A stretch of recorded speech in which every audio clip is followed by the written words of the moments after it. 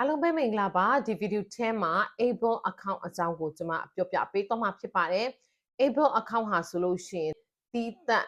မတန်ဆွမ်းသူတွေအတွက်ဖြစ်တယ်ကိုယ်တိုင်ကမတန်ဆွမ်းဖြစ်သလားကိုသားသမီးတွေကမတန်ဆွမ်းဖြစ်သလားညီကိုမောင်နှမဖြစ်ဖြစ်ကိုဆွေမျိုးထဲမှာမတန်ဆွမ်းတယောက်ယောက်ရှိသလားသူတို့အတွက်ကိုတီးသက်အစိုးရကလုပ်ပေးထားတဲ့ tax advantage account တစ်ခုဖြစ်ပါတယ်ဆိုတာကိုကျွန်မအရင်ပြောပြချင်ပါတယ်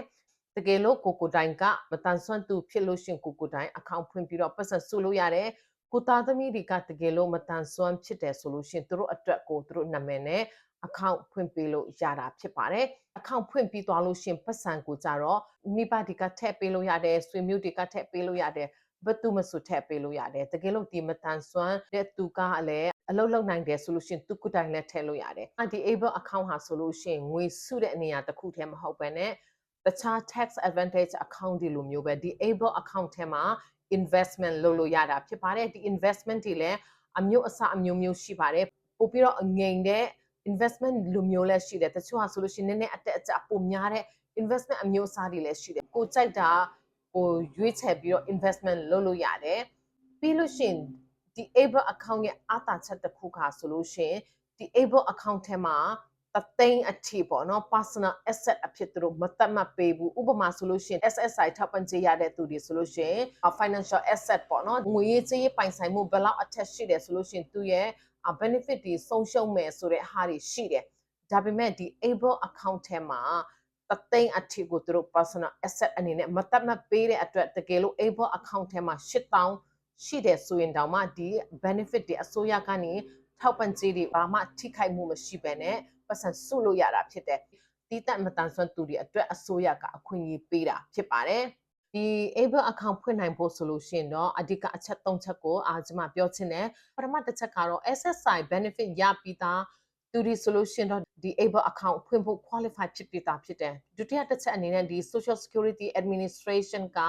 သတ်မှတ်ထားတဲ့ compassionate allowance အခြေအနေမှာရှိတဲ့သူတွေကလည်း able account ဖွင့်ဖို့ qualify ဖြစ်တာဖြစ်တယ်ပြီးလို့ရှိရင်နောက်တစ်ခုကတော့ self certify လို့ခေါ်တယ်အဲ့ဒါကတော့ကိုတိုင်ကဆရာဝန်တွေရဲ့ထောက်ခံစာတွေလိုအပ်တဲ့စာရွက်စာတမ်းတွေစုစည်းပြီးတော့ကိုကမတန်ဆွမ်းတယောက်ဖြစ်ပါတယ်ဆိုတဲ့ဟာပေါ့နော် certify လုပ်တဲ့ process ဖြစ်ပါတယ် able account ထဲမှာပတ်စံဘယ်လောက်စုလို့ရတယ်လဲဆိုလို့ရှိရင်တော့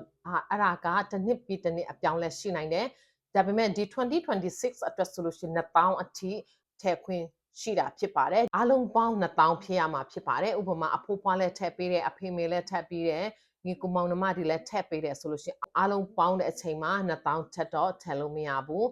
ဒါပေမဲ့ဒီ1000ပြည့်မှထည့်လို့ရတာမဟုတ်ဘူး1000ထည့်နိုင်လဲ1000ထည့်လို့ရတယ်ကိုထည့်နိုင်တဲ့လောက်ထည့်လို့ရတာဖြစ်ပါတယ်နောက်ထပ် able account ရဲ့အားသာချက်တစ်ခုကတော့ဒီထဲမှာပတ်စံစုလို့ရတဲ့အပြင် investment လုပ်လို့ရတယ်ဒီ investment လုပ်တဲ့အတွက်ဘလောက်ပဲအတူအမြတ်တွေရပြန်သုံးတဲ့အချိန်မှာ